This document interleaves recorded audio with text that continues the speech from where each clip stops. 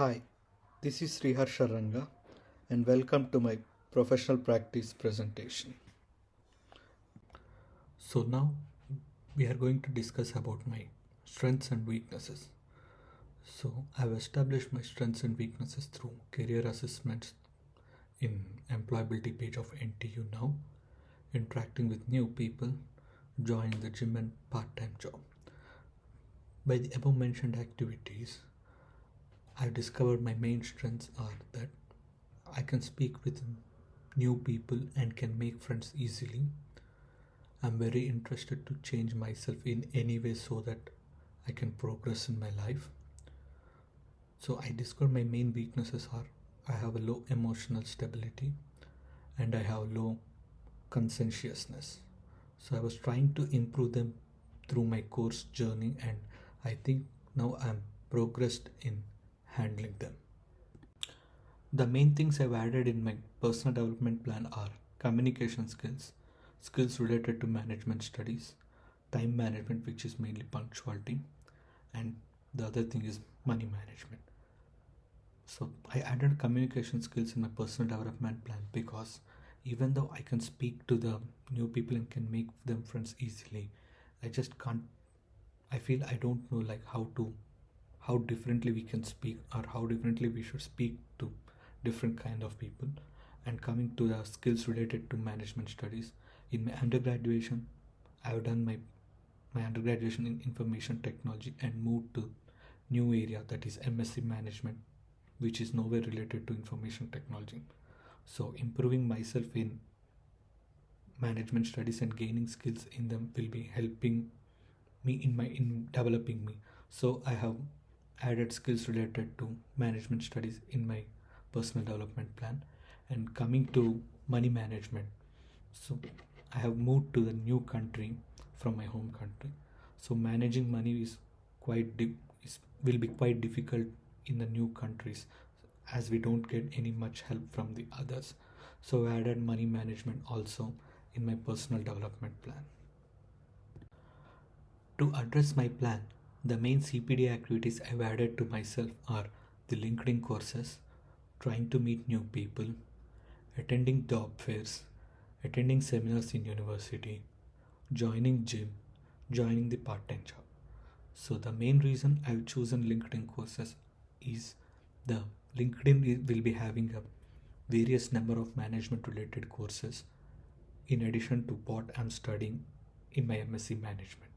So if I can learn the courses which are available in LinkedIn, I'll be having an extra knowledge other than my management course so that I can be improved myself.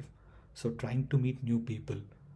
So trying to meeting new people will be an added advantage to me because as I'm trying to meet many number of new people, I'll be knowing the different perspectives of people on the society and different people's perspective on their field of study or a field of job, and I can be increasing my communication skills and mainly my networking skills. So attending job fairs. So attending job fairs in university or outer parts will be useful for us in a way that we will be knowing what companies are expecting from them freshly graduating students or the students who are going to be graduated, so that we can know what skills exactly the companies expecting from the students, and we can learn the skills and we can be ready for the job. So attending seminars in the university either related to our course studies or related to our communication skills will mainly improve our skills towards them and helping us to improve ourselves. Joining gym and joining part-time job in the course of study, it mainly gives us time management while attending our colleges and job, and in the part-time job we will be earning some money and we can know how wisely we can earn the money and how wisely we can spend the money which was earned by us. So the main changes I have been observed in myself are that I have improved my communication skills, which are mainly of way of speaking, and I have also improved my English language proficiency. These two are possible with only learning through LinkedIn courses, attending seminars in the university, and meeting with new people.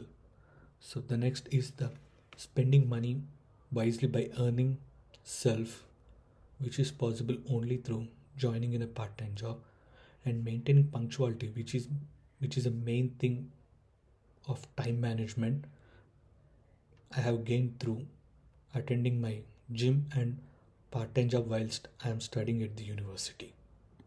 So the things I have learned along the way about myself are communicating with different people, managing my earnings and expenditures, managing time. Why self development is important? It helps in enhancing strengths, therefore increasing confidence, which means working towards our personal or self development will help us enhancing our strengths, which therefore increases our confidence.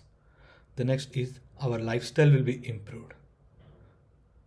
So the self development plan will also help us in reaching our goals, which means by increasing confidence through enhancing our strengths, it will ultimately help us in reaching our goals.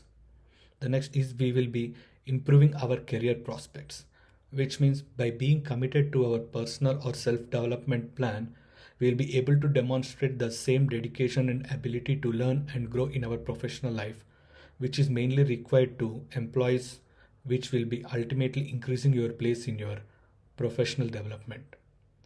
Next, you will figure out what you want to do. This means by carrying your personal development or self development plan, you will be learning more about your abilities and aspirations, and you will be having a clear idea and of what to be done. So now we have been entered into second part of the presentation. This part consists of mainly 5 questions.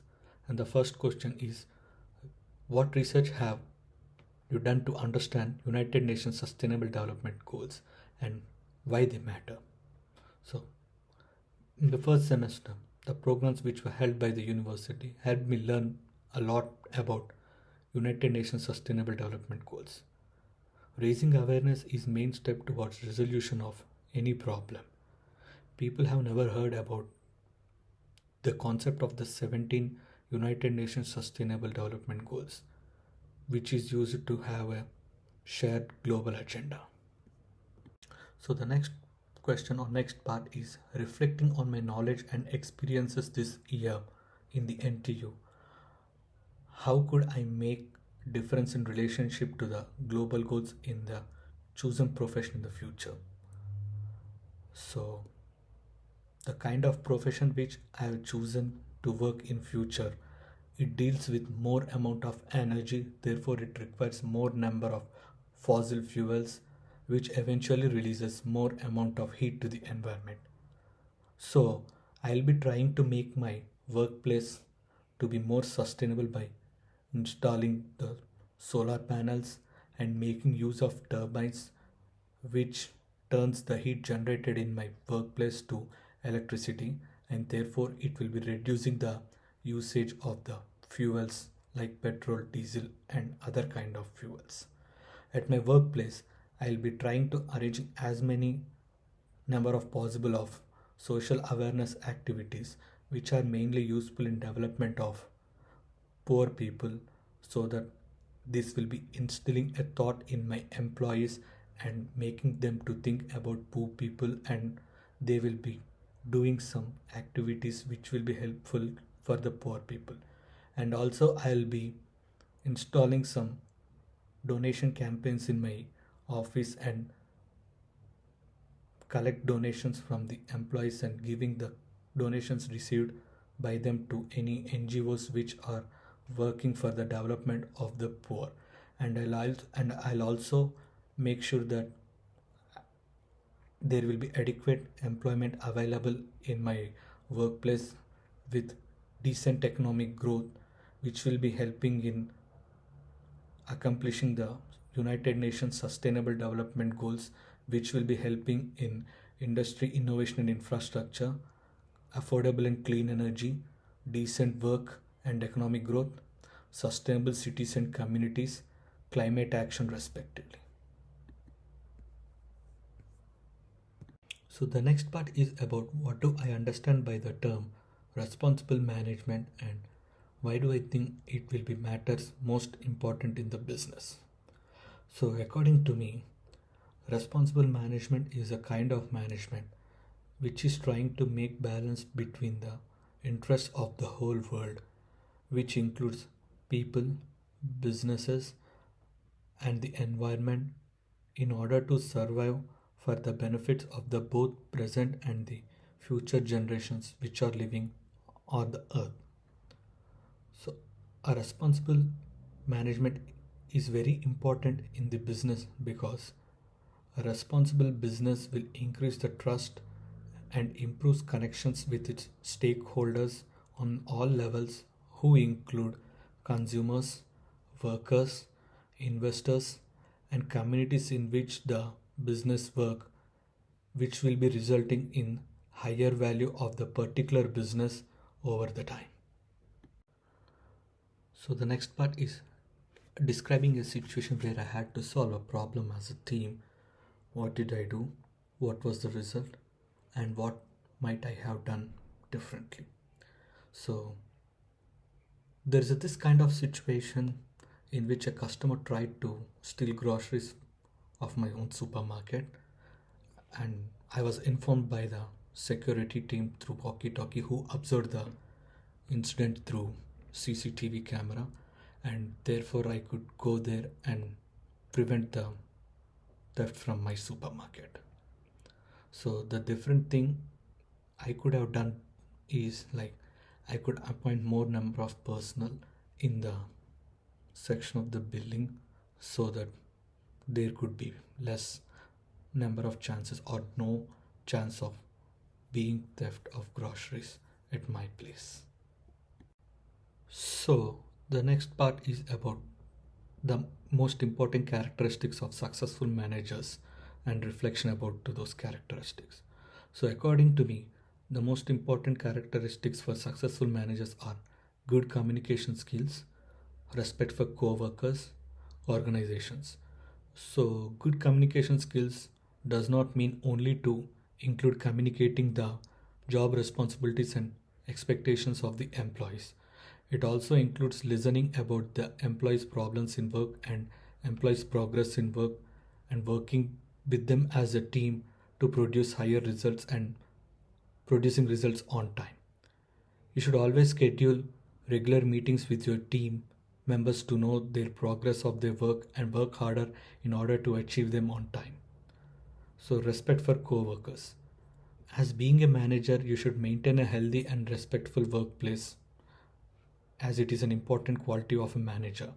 If you do not respect your subordinates or employees, there will be a surely problem in your workplace. So having knowledge about their abilities, spending time with them, and being able to listen their issues and trying to solve them will make you as a successful manager. As a manager, if you're not organized in a position, there are high chances that your employees will also not be organized in their position. As a manager, if you want to be more organized, you should create an organizer of your own which can tell you about your meetings and tasks that should be completed every day so that it can be reminded of your works every day so that you'll be communicating with your employees and finishing your works on time.